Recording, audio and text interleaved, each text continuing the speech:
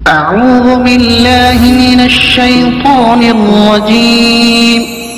بسم الله الرحمن الرحيم الحمد لله نحمده ونستعينه ونستغفره ونؤمن به ونتوكل عليه ونعوذ بالله من شرور أنفسنا ومن سيئات أعمالنا من يهده الله فلا مضل له ومن يضلله فلا هادي له ونشهد أن لا إله إلا الله وحده لا شريك له ونشهد أن سيدنا ومولانا محمدا عبده ورسوله وصلى الله تعالى على خير خلقه محمد وعلى آله وأصحابه أجمعين أما بعد باب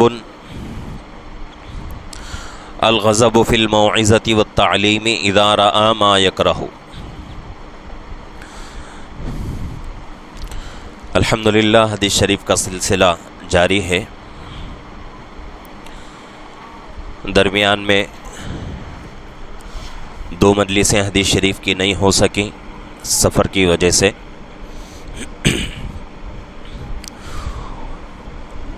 دو مجلسوں سے پہلے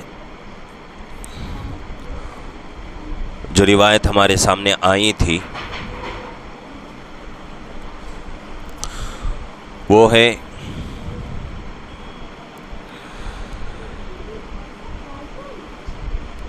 کہ باری باری علم حاصل کرنا، چونکہ علم کے بارے میں حدیثیں چل رہی ہیں، تو اس سے پہلے والی جو مجلس گزری ہے اس میں حضرت عمر رضی اللہ عنہ اور ان کے ایک پڑوسی صحابی، ان دونوں کا واقعہ گزرا ہے۔ وہی اور احکامات جو نازل ہو رہے تھے اس کو کیسے سیکھا جائے، دین کا علم کیسے حاصل کیا جائے، اس لیے کہ آج کی طرح اس زمانے میں سہولیتیں نہیں تھیں۔ آج کے زمانے میں تو مدارس بہت زیادہ ہیں اور پڑھنے کی عمر جو ہے ایک حد ہوتی ہے پڑھنے کی عمر کی، بچے اسی عمر میں جا کر علم حاصل کرتے ہیں، لیکن وہ زمانہ ابھی نیا زمانہ تھا، دین کے پورے احکامات نازل نہیں ہوئے تھے بلکہ نازل ہو رہے تھے۔ تو ایک طرف صحابہ کو دین کا علم حاصل کرنا بھی ضروری تھا، دوسری طرف اپنے گھر کے کام کاج کرنا بھی ضروری تھا، تو اس لیے کچھ صحابہ جو ہے باری مقرر کر لیے تھے اپنے کسی ایک ساتھی کو مقرر کر کے کہ آج میں جو ہے اپنے کام میں رہوں گا، آپ جو ہے اللہ کے نبی صلی اللہ علیہ وسلم کی خدمت میں رہو، اور صبح سے شام تک جتنی باتیں اللہ کے نبی صلی اللہ علیہ وسلم ارشاد فرمائیں شام کو وہ تمام باتیں مجھے بتا دو، میں وہ باتیں سیکھ لوں گا۔ کل کے دن آپ کام پر چلے جانا، میں اللہ کے نبی صلی اللہ علیہ وسلم کی خدمت میں رہوں گا، جو باتیں میں سیکھوں گا وہ میں آپ کو سکھا دوں گا۔ تو اس طریقے سے عمل ہو رہا تھا۔ تو یہ واقعہ جو ہے پیچھے مجلس میں گزر چکا ہے۔ اب ہمارے سامنے جو روایتیں آ رہی ہیں، حضرت امام بخاری رحمۃ اللہ علیہ نے ان روایتوں کے لیے جو باب باندھا ہے کہ باب الغضب فی الموعظۃ والتعلیم اذا رأى ما یکرہ، کہ وعظ و نصیحت کے درمیان میں کسی بات پر غصہ کرنے کے تعلق سے، اس لیے کہ حدیثیں وہی آ رہی ہیں ہمارے سامنے۔ دو حدیثیں انشاءاللہ آج جو ہے بیان ہوں گی۔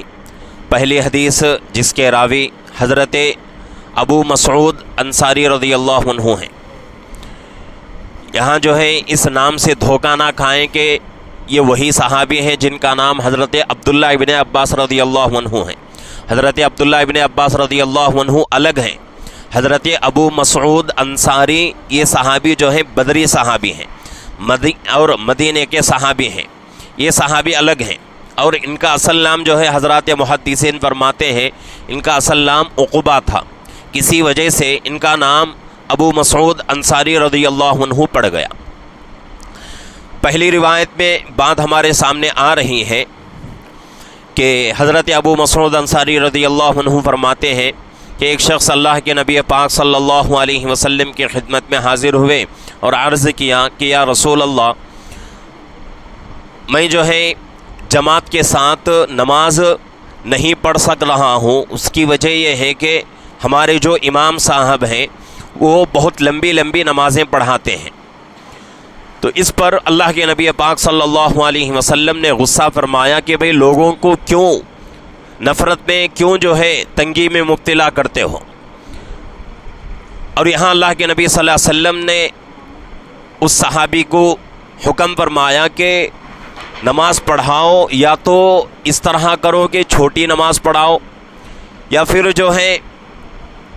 اصل میں کیا ہوا واقعہ کہ وہ صحابی حضرت معاذ رضی اللہ عنہ ہیں، ان کی عادت شریفہ یہ تھی کہ مسجد نبوی، مدینہ منورہ میں مسجد نبوی کے علاوہ اور 9 مساجد تھی اس زمانے میں۔ تو حضرت معاذ رضی اللہ عنہ اپنے محلے کے مسجد کے امام تھے، لیکن آپ کی عادت شریفہ یہ تھی کہ نماز اللہ کے نبی صلی اللہ علیہ وسلم کے پیچھے پڑھتے، اس کے بعد اپنے محلے کی مسجد میں جا کر پھر نماز پڑھاتے تھے۔ آج اس مسئلے کے اوپر عمل نہیں ہوگا، اس لیے کہ حکم جو ہے بدل چکا ہے۔ اس زمانے میں ابھی دین کے احکامات نازل ہو رہے تھے، اس وقت یہ مسئلہ نہیں ہوا، لیکن اب جو ہے دین مکمل ہو چکا، مسائل جو ہے مکمل ہو چکے ہیں، تو اس لیے اب یہی فتویٰ ہے کہ اگر کوئی آدمی کسی امام کے پیچھے نماز پڑھ لے تو اس آدمی کو اب کسی دوسری قوم کی امامت کرنے کی اجازت نہیں ہے، اس لیے کہ اس کی نماز مکمل ہو گئی۔ آج کل جو ہے بہت سارے جگہوں پر عید کے موقع پر یہ غلطی کرتے ہیں لوگ۔ کیا ہوتا ہے کہ بھئی عید کی نماز کے لیے اعلان ہوتا ہے، اعلان ہونے کے بعد عید کی نماز ہو جاتی ہے، ہونے کے بعد کچھ لوگ دیر سے آتے ہیں عیدگاہ میں، دیر سے آ کر یہ دعویٰ کرتے ہیں کہ بھئی ہم لوگ نماز نہیں پڑھے، ہمارے لیے کسی امام کا انتظام کیا جائے۔ اب وہاں مجبوری یہ رہتی ہے کہ جتنے لوگ رہتے ہیں اکثر لوگ نماز پڑھ چکے ہوتے ہیں، اور اس میں اس جماعت میں وہ لوگ بھی ہوتے ہیں جو نماز پڑھانے کے قابل رہتے ہیں، لیکن ناواقفیت کی وجہ سے، اس مسئلے کو معلوم نہیں ہونے کی وجہ سے بہت سے جگہ پر یہ غلطی ہوتی ہے کہ کچھ وہ لوگ ہیں جو نماز پڑھ چکے ہیں، ان لوگوں کو پھر دوبارہ جو ہے عید کی نماز پڑھانے کے لیے مقرر کر دیتے ہیں۔ تو اس طریقے سے اس امام کی نماز نہیں ہوتی۔ جب امام کی نماز نہیں ہوتی تو پیچھے کسی بھی مقتدی کی نماز نہیں ہوگی۔ تو اس مسئلے کو اپنے ذہن میں رکھنے کی ضرورت ہے۔ تو حضرت معاذ رضی اللہ عنہ کی عادت شریفہ یہ تھی، اور حضرات محدثین فرماتے ہیں کہ وہ عشاء کی نماز تھی۔ حضرت معاذ رضی اللہ عنہ اللہ کے نبی صلی اللہ علیہ وسلم کے پیچھے نماز پڑھنے کے لیے آئے، تو اتفاق سے اس دن اللہ کے نبی صلی اللہ علیہ وسلم نے دیر سے نماز پڑھائی، یعنی جماعت کھڑی ہونے میں تاخیر ہو گئی، لیٹ ہو گیا۔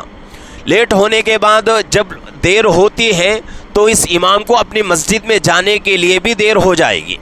تو اس لیے حضرت معاذ رضی اللہ عنہ اللہ کے نبی صلی اللہ علیہ وسلم کے پیچھے نماز پڑھے، نماز پڑھ کے اپنے محلے کی مسجد میں گئے، وہاں دیر ہو چکی تھی، وہاں کے لوگ انتظار میں تھے۔ اب وہاں جو ہے جا کر جماعت کھڑی ہوئی، اور اس زمانے میں ایک پریشانی یہ تھی کہ آج کل ہمارے سامنے قرآن شریف موجود ہے، قرآن شریف کے اندر رکوعات جو ہے مقرر کر دیے گئے ہیں، چند آیتوں کے اوپر ایک رکوع جو ہے مکمل ہو جاتا ہے۔ اب امام کے لیے مسئلہ یہی ہے کہ بھئی امام اگر نماز پڑھانا چاہے تو امام کیا کرے، یا تو سورت کا جو ہے حساب رکھے، یا تو پھر جو ہے رکوع کا حساب رکھے۔ یہی جو ہے افضل چیز ہوتی ہے امام کے لیے، یا تو ایک رکعت میں ایک سورت پوری پڑھے، یا ایک رکعت میں بڑی سورت اگر پڑھ رہا ہے اور رکعت جو ہے لمبی ہونے کا خوف ہے تو اس امام کو چاہیے کہ رکوع کا حساب کر کے رکوع جب ہو جائے تو اپنی جو ہے رکعت مکمل کر لے۔ لیکن اس زمانے میں قرآن پاک میں آج کل جو رکوعات چل رہے ہیں وہ رکوعات اس زمانے میں نہیں تھے۔ اگر کوئی امام نماز کے لیے کوئی سورت شروع کر دیتا تھا تو وہ سورت ختم ہونے کے بعد ہی رکوع ہوتا تھا۔ اب حضرت معاذ رضی اللہ عنہ یہاں اللہ کے نبی صلی اللہ علیہ وسلم کے پیچھے نماز پڑھے، پہلے سے دیر ہو چکی، اب وہاں پہنچے اپنے محلے کی مسجد میں، محلے کی مسجد میں جا کر عشاء کی نماز کے لیے کھڑے ہو گئے، نماز پڑھانے کے لیے سورہ فاتحہ ہوا، ہونے کے بعد سورہ بقرہ شروع کر دی۔ سورہ بقرہ جو ہے 2.5 پارے کی سورت ہے۔ اب 2.5 پارے کب مکمل ہوں گے؟ پیچھے صحابہ جو تھے ان میں سے ایک صحابی صبح سے شام تک دھوپ میں کام کر کے تھکے ہوئے تھے، وہ بھی جو ہے ان کے پیچھے رکعت باندھ کے کھڑے ہو گئے۔ اب چونکہ رکعت لمبی ہو رہی تھی تو انہوں نے کیا کر دیا، اپنی رکعت کو توڑ دیا، توڑ کے انفرادی طور پہ نماز پڑھ کے گھر جا کے سو گئے۔ اب یہ بات جو ہے صحابہ کو پتہ چلی کہ بھئی ایک صحابی جو ہے اس طرح کیے ہیں، تو صحابہ اس محلے کے جو صحابہ تھے انہوں نے کہا کہ بھئی یہ آدمی جو ہے منافق ہو گیا۔ اب یہ باتیں ان کو پہنچی تو وہ مسئلہ معلوم کرنے کے لیے اللہ کے نبی صلی اللہ علیہ وسلم کی خدمت میں پہنچے، اور اللہ کے نبی حضرات محدثین یہاں تک فرماتے ہیں کہ یہ مسئلہ اس سے پہلے بھی پیش آیا تھا، تو اس وقت اللہ کے نبی صلی اللہ علیہ وسلم نے فرمایا تھا کہ بھئی وہ کوئی بھی امام اگر نماز پڑھانا چاہے تو وہ آدمی پیچھے لوگوں کا خیال کرے کہ پیچھے جو مقتدی ہیں اس میں سے کچھ بزرگ قسم کے ہوتے ہیں، بوڑھے لوگ بھی ہوتے ہیں، بچے بھی ہوتے ہیں، نوجوان بھی ہوتے ہیں، معذور قسم کے لوگ اور محتاج لوگ بھی ہوتے ہیں، یا پھر جو ہے کسی کام سے جانے والے بھی آتے ہیں، تو ان تمام لوگوں کا خیال کرتے ہوئے ہلکی نماز پڑھاؤ۔ یہ اللہ کے نبی صلی اللہ علیہ وسلم نے پہلے ہی حکم دے دیا تھا، لیکن یہاں جو ہے پھر یہ مسئلہ آیا تو سمجھاتے ہوئے اللہ کے نبی صلی اللہ علیہ وسلم نے اس صحابی پر غصہ فرمایا، کہا کہ اس طرح نہ کرو، یا تو میرے پیچھے نماز پڑھ کر جا کے سو جاؤ، یا تو میرے پیچھے نماز پڑھنا چھوڑ دو اور فوراً جو ہے اپنے محلے کی مسجد میں نماز پڑھاؤ۔ میرے پیچھے نماز پڑھو گے، اس کے بعد جا کے اپنے محلے کی مسجد میں نماز پڑھاؤ گے تو لوگوں کو تکلیف ہو جائے گی، لوگ دقت محسوس کریں گے، تو اس لیے اللہ کے نبی صلی اللہ علیہ وسلم نے منع فرمایا۔ اب یہاں جو ہے سمجھنے کی ضرورت ہے کہ بہت ساری مساجد میں الحمدللہ ائمہ حضرات جو ہیں وہ قرات جو کرتے ہیں نمازوں میں، قرآن شریف جو پڑھتے ہیں اس میں سنت کا بہت جو ہے لحاظ کرتے ہیں۔ 5 نمازیں ہیں، 5 نمازوں میں اللہ کے نبی صلی اللہ علیہ وسلم نے 3 طریقے کے قرات متعین فرمائے ہیں۔ پہلی نماز فجر ہے، دوسری نماز ظہر ہے۔ ان 2 نمازوں کے لیے اللہ کے نبی صلی اللہ علیہ وسلم فرماتے ہیں کہ ان 2 نمازوں کے لیے امام کو چاہیے کہ طوال مفصل پڑھے۔ طوال مفصل کہاں سے کہاں تک ہے؟ وہ پارہ نمبر 26 سورہ حجرات سے لے کر پارہ نمبر 30 سورہ بروج تک کی صورتیں ہیں۔ یہ جو ہے مکمل صورتیں صبح کی نماز اور ظہر کی نماز میں پڑھیں گے، اور یہ مکمل جو صورتیں ہیں 30 پر 7 صورتیں آتی ہیں، یہ 30 پر 7 صورتیں امام کو پڑھنے کا حکم دیا گیا ہے، یہی سنت ہے۔ اب اس کے بعد عصر اور عشاء کی نماز میں اوساط مفصل پڑھیں گے، یعنی کہ اوساط مفصل سورہ طارق سے لے کر سورہ قدر تک ہیں۔ یہ جو صورتیں ہیں یہ مکمل جو ہے 12 صورتیں آتی ہیں، عصر میں اور عشاء میں پڑھیں گے۔ اور مغرب کی نماز کے لیے اللہ کے نبی صلی اللہ علیہ وسلم فرماتے ہیں قصار مفصل کی تلاوت کی جائے، اور قصار مفصل کہاں سے کہاں تک ہے؟ سورہ بینہ سے لے کر سورہ ناس تک، اور یہ صورتیں جو ہے 17 صورتیں آتی ہیں۔ تو یہ مکمل صورتیں 5 نمازوں کے لیے یہ قرات سنت ہے، اور اسی کے اوپر عمل کرنے کی ضرورت ہے۔ اگر کوئی امام ان صورتوں پر عمل کرتے ہوئے ان صورتوں کی تلاوت کرے اور پیچھے مقتدی حضرات یہ کہیں کہ بھئی امام بہت لمبی نماز پڑھا رہا ہے، تو یہ الزام امام کے اوپر نہیں چلے گا، یہ الزام امام کے اوپر نہیں چلے گا، اس لیے کہ یہ بات اللہ کے نبی صلی اللہ علیہ وسلم کی فرمائی ہوئی بات ہے کہ فجر اور ظہر کی نماز میں کون سی صورتیں پڑھنا ہے؟ طوال مفصل سورہ حجرات پارہ نمبر 26 سے لے کر سورہ بروج پارہ نمبر 30 تک کے صورتیں پڑھنا ہے، یہی سنت ہے۔ ہاں اگر کوئی امام اس کے علاوہ کوئی صورت پڑھتا ہے اور وہ صورت ان صورتوں کی مقدار سے بڑھ جاتی ہے، یعنی کہ یہ صورتیں جو ہیں سورہ حجرات سے لے کر سورہ بروج تک کی جو صورتیں ہیں ان صورتوں کی آیتوں سے زیادہ ہو جاتی ہیں آیتیں، تب جو ہے مقتدی حضرات کو حق رہتا ہے امام سے کہیں کہ بھئی امام صاحب آپ جو ہے رکعتیں جو ہے لمبی پڑھا رہے ہیں، رکعتیں مختصر کرو۔ اگر کوئی امام انہی سنت صورتوں کو پڑھ رہا ہے تو اب مقتدی کو حق نہیں ہے کہ مقتدی جو ہے امام کے اوپر الزام لگائے۔ آج کل ہماری عادت یہ ہو چکی ہے، ہم کیا سمجھتے ہیں کہ بھئی رکعتیں جتنی مختصر ہوں گی اتنی ہمارے لیے سہولت ہوگی، اور بہت سارے لوگ جو ہے اماموں کو نصیحت بھی کرتے ہیں، اور یہ واقعہ میرے ساتھ بھی پیش آیا کہ بہت سارے لوگ مجھے بھی جو ہے بعض مرتبہ سمجھاتے ہیں، جب رمضان کا مبارک مہینہ آتا ہے، تراویح کا مسئلہ رہتا ہے، تو اس وقت بعض لوگ کہتے ہیں کہ مفتی صاحب قرآن مکمل کرنا ہے اور اس کے ساتھ ساتھ لوگوں کو تکلیف بھی نہیں دینا ہے، تو ان دونوں باتوں کو ذہن میں رکھنا ہے۔ یہ کہہ کر مجھے جو ہے سمجھاتے ہیں، تو اس کا طریقہ یہ ہے کہ آپ قرآن مکمل کر لو لیکن رکوع، سجدہ اور قومہ جو ہے مختصر کرو۔ تو اللہ کے نبی پاک صلی اللہ علیہ وسلم کی حدیث آتی ہے، حضرت انس رضی اللہ عنہ یا حضرت ابو ہریرہ رضی اللہ عنہ، دونوں میں کوئی ایک صحابی روایت کرتے ہیں حدیث کو کہ اللہ کے نبی صلی اللہ علیہ وسلم کی جو نماز تھی وہ مکمل نماز ہوتی تھی، قرات سنت کے مطابق ہوتی تھی، مختصر، لیکن رکوع، سجدہ، قومہ جو ہے بہت ہی اطمینان سے ادا کرتے تھے۔ تو آج جو ہے ہماری عادت ہو چکی ہے کہ باہر جو ہے ہم لوگ گھنٹے گھنٹے کھڑے ہو کر جو ہے باتیں کرتے رہیں گے، چائے کے ہوٹلوں میں یا پھر جو ہے ادھر ادھر بازاروں میں۔ اگر ہمیں پریشانی نظر آتی ہے تو وہ صرف اور صرف مسجد میں اور جماعت کی نماز میں ہمیں تکلیف محسوس ہوتی ہے۔ تو یہ تمام چیزیں جو ہے یہ بہت ہی جو ہے بدقسمتی کی ہوتی ہے، نامحرومی کی ہوتی ہے کہ امام کے پیچھے اگر نماز پڑھ رہے ہیں، امام سنت کے مطابق نماز پڑھا رہا ہے تو وہ نماز ہمارے لیے بہت ہی بہترین نماز ہے۔ جیسا کہ اس سے پہلے بھی میں نے یہ واقعہ عرض کر دیا تھا، تو دوسری مرتبہ جو ہے مختصراً عرض کرتا ہوں کہ حضرت شیخ الاسلام حضرت حسین احمد مدنی رحمۃ اللہ علیہ اور اسی طریقے سے حضرت مفتی اشرف علی صاحب تھانوی رحمۃ اللہ علیہ کا، ان دونوں کا واقعہ ہے۔ کیا ہوا، حضرت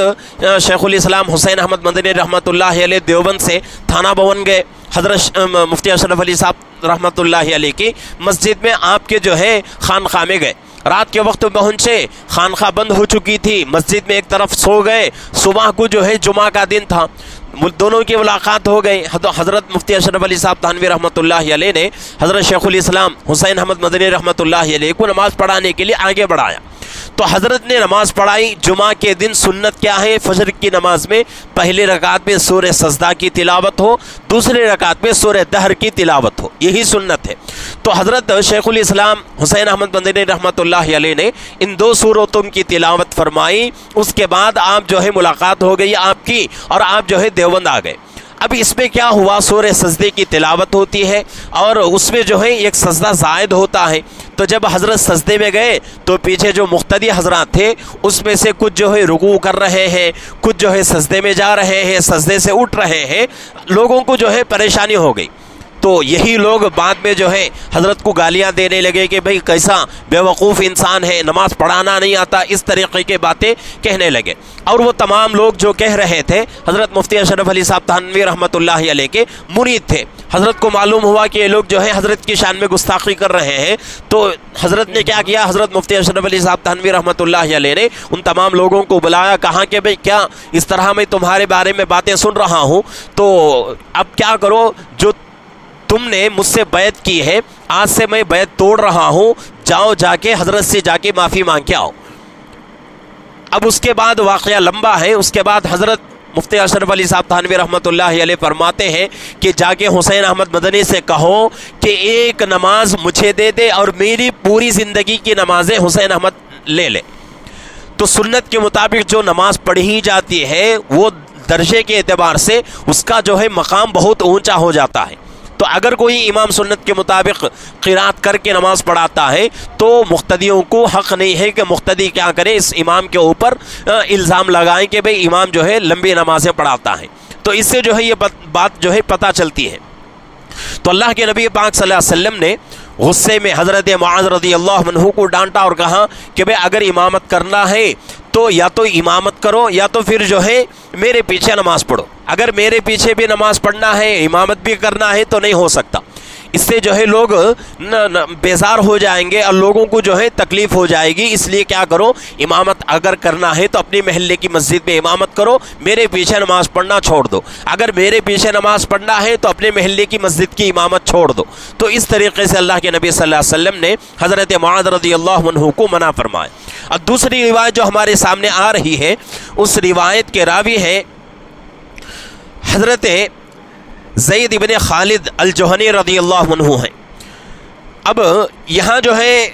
لقطے کے بارے میں بات آ رہی ہے۔ لقطہ کس کو کہا جاتا ہے کہ بہت سارے لوگوں کو بازاروں میں، گلیوں میں، کیا روڈ کے اوپر کوئی چیزیں پڑی ہوئی ملتی ہیں، کبھی پیسے ملتے ہیں، کبھی جو ہے کوئی اور چیز مل جاتی ہے، اس کو جو گری پڑی چیزیں بازاروں میں، گلیوں میں، اور اس کو جو اٹھایا جاتا ہے اس کو لقطہ کہا جاتا ہے۔ اس کے بارے میں یہاں جو ہے سوال ہو رہا ہے کہ اللہ کے نبی پاک صلی اللہ علیہ وسلم اس کے بارے میں فرما رہے تھے، تو ایک صحابی نے کہا کہ اللہ کے نبی، اگر کسی کا اونٹ گم ہو جائے، کسی کا اونٹ گم ہو جائے اور وہ جنگل میں چلا جائے اور اس کا مالک جو ہے اس کو چھوڑ کے چلا جائے، کیا وہ میرے لیے جائز ہے؟ تو اس بات پر اللہ کے نبی صلی اللہ علیہ وسلم نے صحابی کو غصے سے فرمایا کہ بھئی اونٹ سے تیرا کیا لینا دینا؟ اونٹ نہ تو کھانے کا محتاج، نہ تو پانی کا محتاج۔ جب پانی پیتا ہے تو پانی پی کر اپنے اندر جو ہے پانی بہت دنوں کا سٹاک کر لیتا ہے، اللہ نے اس کے اندر یہ قدرت رکھی ہے۔ اب کھانے کا موقع آتا ہے تو اس کے لیے کوئی پریشانی نہیں ہوتی، اس لیے کہ اس کی گردن بہت لمبی ہے، اونچے اونچے درختوں کے پتے بھی وہ چبا کر کھا لیتا ہے۔ اور دوسری بات یہ ہے کہ اس کے مر جانے کا اور بھیڑیا اس کے اوپر حملہ کرے گا، اس کا کوئی خطرہ اس کے اوپر نہیں۔ بھیڑیا اونٹ کے اوپر حملہ نہیں کر سکتا، ہاں شیر حملہ کر سکتا ہے لیکن بھیڑیا حملہ نہیں کر سکتا۔ اور یہ بات اللہ کے نبی صلی اللہ علیہ وسلم نے عرب کی زمینوں کے اعتبار سے فرمایا۔ عرب میں جو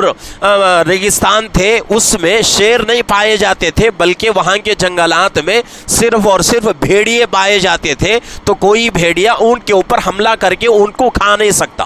اس لیے کہ بھیڑیا جو ہے بہت چھوٹا جانور، اس کی طاقت اونٹ کی طاقت سے بھی بہت کم ہوتی ہے۔ تو اس لیے اللہ کے نبی صلی اللہ علیہ وسلم نے منع فرمایا کہ اونٹ نہ ہی گم ہونے والا جانور ہے، نہ ہی مرنے والا جانور ہے، یہ دونوں چیزیں اس کے ساتھ نہیں ہیں۔ اور دوسری وجہ اس کی یہ ہے کہ اونٹ کا جو ریوڑ ہوتا ہے وہ بہت بڑا نہیں ہوتا، بہت مختصر ریوڑ رہتا ہے۔ اگر ایک اونٹ بھی گم ہو جائے تو مالک کو پتہ چل جائے گا کہ بھئی میرا ایک اونٹ گم ہو چکا ہے۔ تو اسی مجلس میں ایک صحابی جو ہے بکری کے بارے میں پوچھتے ہیں کہ اللہ کے نبی، بکری اگر کسی کی گم ہو جائے تو کیا میں اس کو لے سکتا ہوں؟ تو اللہ کے نبی صلی اللہ علیہ وسلم نے فرمایا ہاں، بکری تیرے لیے حلال ہے، اور اسی طریقے سے تیرے وہ بکری یا تو تیرے لیے ہے یا تیرے بھائی کے لیے ہے یا بھیڑیے کے لیے ہے۔ بھیڑیا آرام سے بکری کو حملہ کر کے بکری کو کھا سکتا ہے، اور بکری جو ہے کھانے پینے کی محتاج ہے، وہ اپنے اندر پانی سٹاک نہیں کر سکتی اور اونچے اونچے درختوں کے پتے کھا نہیں سکتی، تو اس لیے اس کے پیچھے خطرے بہت زیادہ ہیں۔ تو اس لیے اللہ کے نبی پاک صلی اللہ علیہ وسلم نے فرمایا کہ بھئی اگر کسی کی بکری گم ہو گئی، اور اس میں دوسری وجہ یہ بھی ہے کہ بکریوں کا جو ریوڑ ہوتا ہے وہ بہت بڑا ہوتا ہے۔ عام طور سے ہم لوگ بھی یہاں دیکھتے ہیں کہ بکریوں کا جو ریوڑ ہوتا ہے بہت بڑا ہوتا ہے، اس میں سے اگر ایک بکری گم ہو جائے تو مالک کو اتنے جو ہے بہت ہی آرام کے ساتھ مالک اس کو پہچان نہیں سکتا کہ بھئی میری ایک بکری گم ہو گئی،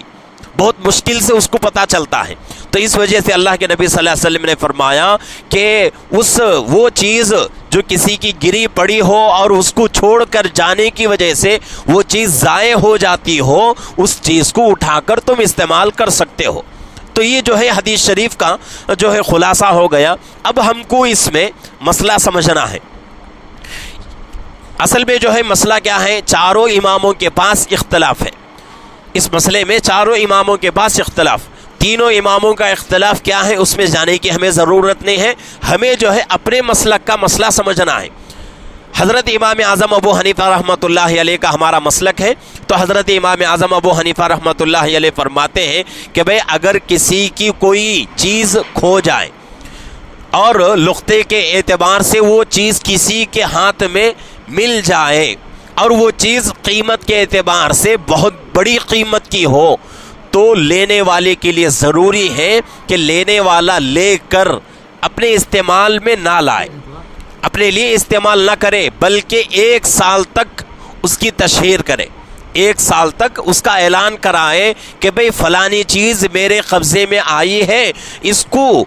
جو ہے یہ چیز جس کی ہو وہ میرے پاس آ کر لے کر چلا جائے۔ 1 سال تک یہ اعلان کرانا ہے۔ اسی لیے فرمایا جاتا ہے، عام محاورہ ہے، گری بڑی چیزوں کو لینا بڑے مسائل پیدا کرتی ہے، تو اس لیے بہت ہی ضروری ہے۔ اور دوسری بات، حضرت امام اعظم ابو حنیفہ رحمۃ اللہ علیہ فرماتے ہیں کہ بھئی کسی کی چیز کوئی گم ہو گئی اور قیمت کے اعتبار سے تھوڑی قیمت کی ہو یا پھر جو ہے زیادہ قیمت کی ہو، لیکن لینے والا فقیر ہو، لینے والا فقیر ہو، غریب ہو، پہلے سے وہ آدمی صاحب نصاب نہ ہو، یعنی کہ زکوٰۃ اس کے اوپر واجب نہ ہو، بہت ہی جو ہے مجبور آدمی ہو، تو اس آدمی کو اس چیز کو لے کر استعمال کرنے کی اجازت ہے، اس چیز کو لے کر استعمال وہ آدمی کر سکتا ہے۔ لیکن لینے والا مالدار آدمی ہے تو اس چیز کو لے کر 1 سال تک اس کی تشہیر کرائے۔ لیکن آج کل جو ہے اس کے بارے میں، اس کے اندر جو ہے کچھ گنجائش دی گئی ہے اس مسئلے میں کہ بھئی کوئی آدمی کسی چیز کو لے کر 1 سال تک اس کا اعلان نہیں کرا سکتا، کسی کے بعد جو ہے اتنی طاقت نہیں اور اتنا وقت بھی نہیں ہے، تو اور جو آدمی چیز جس کی گم ہو رہی ہے وہ آدمی بھی 1 سال تک اس کی تلاش نہیں کر سکتا۔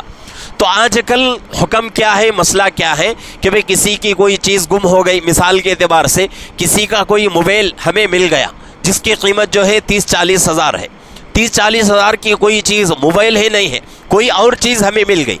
اور وہ چیز ہم نے اٹھا لیا سڑک سے، بازار سے یا کسی گلی کے پاس یا مسجد میں باہر کہیں بھی ہم لے لیے، لینے کے بعد ہمارے اوپر ذمہ داری یہ بنتی ہے کہ اس چیز کی حفاظت ہم کریں، کب تک؟ جب تک کہ ہمیں یہ غالب گمان رہے کہ بھئی اتنے دنوں تک اس چیز کا مالک اس چیز کو تلاش کرتا رہے گا۔ اگر جتنے دن ہمارا دل اس کے اوپر جو ہے اطمینان ظاہر کرے تو اس وقت تک ہم کو اس چیز کو استعمال نہیں کرنا چاہیے، اس چیز کا اعلان کرتے رہنا چاہیے۔ اگر اس سے بھی زیادہ دن ہو گئے تو اب آدمی کے پاس 2 صورتیں ہیں، آدمی کے پاس، مالدار آدمی کے پاس 2 صورتیں ہوتی ہیں، ایک یا تو اس چیز کو اپنے لیے استعمال میں لا لے یا پھر جو ہے بیت المال میں جمع کر دے۔ بیت المال میں اگر جمع کر دیا تو اس کے لیے وہ چیز صدقہ ہو جائے گی، بلکہ اس کا اجر جو ہے دونوں کو ملے گا، جو آدمی جس آدمی کی چیز گم ہو رہی ہے اس کو بھی ثواب صدقے کا، اور جس آدمی کو یہ چیز مل رہی ہے اس کے باوجود بھی وہ آدمی بیت المال میں جمع کر رہا ہے اس کو بھی صدقے کا ثواب ملے گا۔ اب دوسری صورت یہ ہے کہ بھئی یہ چیز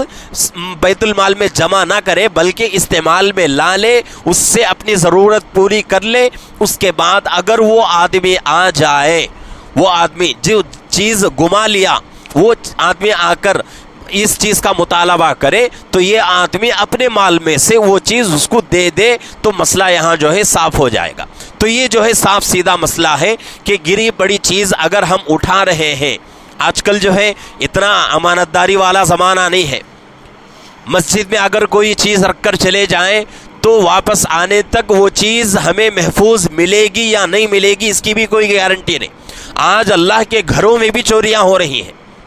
یہاں تک چوریاں ہو رہی ہیں کہ اللہ کے گھروں میں مسجد کی جو ہنڈی ہوتی ہے اس کی بھی چوری ہو جاتی ہے۔ ہمارے مسجد میں بھی کچھ سال پہلے یہ واقعہ ہوا کہ مغرب کی نماز کے بعد، اس دن جو ہے مرکز کا دن تھا، اتوار کا دن تھا، تمام لوگ مرکز کی حاضری کے لیے چلے گئے، تو ایک آدمی جو ہے 1 ہفتے سے اس مسجد میں تھے، مسافر کے طور پہ آئے ہوئے تھے، مجھ سے پہلے امام صاحب تھے، ان سے اچھی دوستی ہو گئی۔ اب چونکہ اتوار کا دن تھا، امام صاحب بھی مرکز چلے گئے، اب یہاں آ کر وہ آدمی کیا کیا، ہنڈی پوری توڑ کے اس میں سے پیسے نکال کے لے کے بھاگ گیا۔ تو اللہ کے گھروں میں بھی جو ہے چوریاں ہو رہی ہیں، اور اسی طریقے سے ہمارے جو ہے پرانے عیدگاہ کی جو مسجد ہے وہاں بھی چوری ہوئی، تو ایسے جو ہے اللہ کے گھروں میں بھی چوریاں ہو رہی ہیں۔ تو آج کا زمانہ ایسا زمانہ ہے، تو تو اس زمانے میں اگر کسی کی کوئی چیز مل جائے تو ہم کو اس چیز کو چھوڑ کے آگے نہیں بڑھنا چاہیے۔ آج کے زمانے میں حکم یہی ہے کہ اس چیز کو اٹھا کر اس مالک تک پہنچانے کی کوشش کریں۔ اگر مالک تک پہنچانے کی کوئی صورت نہ ہو تو اس کو اٹھا کر بیت المال میں جمع کر دیں، یہ جو ہے بہترین صورت ہے۔ اگر ہم نے اس کو خود استعمال کر لیا، اگر ہم مالدار ہیں تو وہ چیز ہمارے لیے جائز نہیں۔ اگر ہم نے استعمال کر لیا، اگر وہ چیز کا مالک آ گیا تو ہم کو اپنے مال میں سے وہ چیز دینا پڑے گا۔ تو اس لیے ضروری ہے، بہتر اور سادہ سیدھا مسئلہ یہی ہے، صاف مسئلہ، اس میں کوئی جو ہے پریشانی نہیں ہے۔ کوئی چیز اگر مل جائے تو اس کو کیا ہے اٹھا کر بیت المال میں جمع کر دے، مسئلہ جو ہے یہاں ختم ہو جائے گا۔ تو یہ جو ہے آج کے زمانے کے حساب سے ہے۔ تو اس سے پتہ چلتا ہے کہ اللہ کے نبی پاک صلی اللہ علیہ وسلم جہاں امت کے اوپر رحم دل تھے، وہاں جو ہے وصول کے خلاف کرنے کی وجہ سے اللہ کے نبی غصہ بھی کرتے تھے۔ حدیث میں بات یہی، اسی حدیث میں بتایا گیا کہ اللہ کے نبی صلی اللہ علیہ وسلم اتنا غصہ ہو گئے، آپ کے چہرے کے اوپر اور رخسار مبارک یعنی جو کلہ ہے، کلے کے اوپر جو یہ گوشت کا یہ جو حصہ ہے، اوپر کا حصہ جو اٹھا ہوا ہے، یہ حصہ جو ہے غصے کی وجہ سے لال ہو چکا تھا۔ اتنا زیادہ آپ کو غصہ آ گیا، غصے کی وجہ سے اللہ کے نبی صلی اللہ علیہ وسلم نے اس صحابی کو بہت ڈانٹا۔ تو اس سے پتہ چلتا ہے کہ نرمی بھی کرنا ہے اور سختی بھی کرنا ہے۔ نرمی ہی کرتے جائیں گے تو کام نہیں چلے گا، سختی ہی کرتے جائیں گے تو بھی کام نہیں چلے گا۔ نرمی بھی ہونا ہے اور سختی بھی ہونی ہے۔ بے وصولی اگر ہو رہی ہے اور یہ لوگ ہمارے ماتحت ہیں، ہمارے بچے ہیں، ہمارے شاگرد ہیں، تو ان لوگوں کو ہم ڈانٹیں۔ اگر سختی یعنی کہ بے وصولی نہیں ہو رہی ہے، کام آسانی سے چل رہا ہے، تو بے وجہ ہم کو جو ہے سختی کرنے کی بھی اجازت نہیں ہے۔ تو اس لیے دونوں چیزیں، دونوں پہلو ہمارے اندر ہونا چاہیے کہ ایک جو ہے نرمی کا پہلو اور ایک سختی کا پہلو۔ ایسا نہیں کہ بھئی ہم جو ہے اپنے بچوں پر، اپنے ماتحت لوگوں پر نرمی ہی کرتے جائیں اور وہ لوگ جو ہے بے خوف ہو جائیں کہ ہمارا باپ، ہمارا بڑا کچھ بھی کر لے، ہمارے اوپر کچھ جو ہے سختی نہیں کرتا، ہمیں ڈانٹتا نہیں ہے۔ تو اگر یہ حالت ہو گئی تو ہمارے بچے، ہمارے ماتحت کے جو لوگ ہیں، وہ بہت زیادہ اللہ کی نافرمانی میں آ جائیں گے۔ اگر ہم زیادہ سختی کرتے جائیں تو ان لوگوں کے دلوں سے ہماری محبت ختم ہو جائے گی۔ تو اس لیے سختی بھی کرنا ہے اور نرمی بھی کرنا ہے، یہی اللہ کے نبی صلی اللہ علیہ وسلم کی سنت ہے۔ اللہ رب العزت سے دعا ہے کہ اللہ رب العزت ہم تمام کو حدیث کے مطابق، اللہ کے نبی پاک صلی اللہ علیہ وسلم کے سیرت کے مطابق، آپ کے اسوے کے مطابق زندگی گزارنے کی اللہ ہم سب کو توفیق عطا فرمائے۔